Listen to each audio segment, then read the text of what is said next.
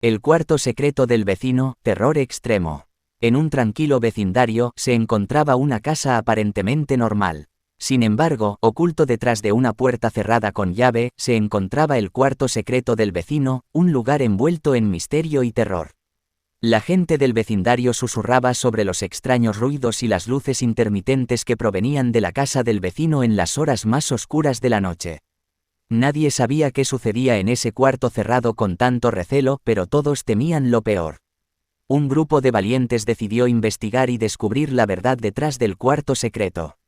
Armados con linternas y cámaras, se adentraron en la casa del vecino bajo el manto de la oscuridad, preparados para enfrentarse a cualquier cosa que pudieran encontrar.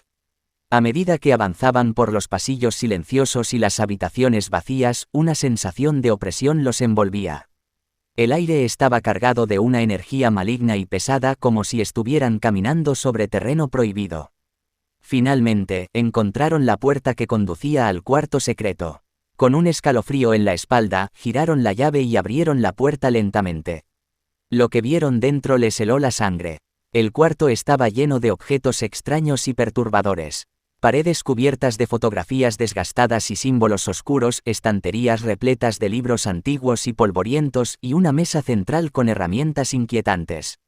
Pero lo más aterrador eran las figuras humanas suspendidas en el aire. Eran maniquíes grotescos con rasgos distorsionados y miradas vacías. Parecían estar en un estado de eterno tormento, como si fueran prisioneros de algún tipo de ritual macabro.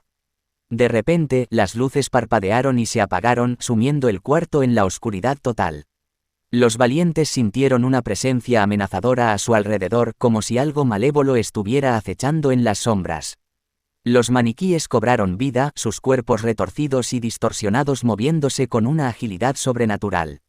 Sus ojos sin vida brillaban con una luz demoníaca mientras avanzaban hacia los valientes, emitiendo risas siniestras y guturales. Los valientes lucharon por escapar de las garras de los maniquíes, pero parecían estar atrapados en un laberinto de pesadillas. Cada paso que daban los llevaba más profundamente en el abismo del horror.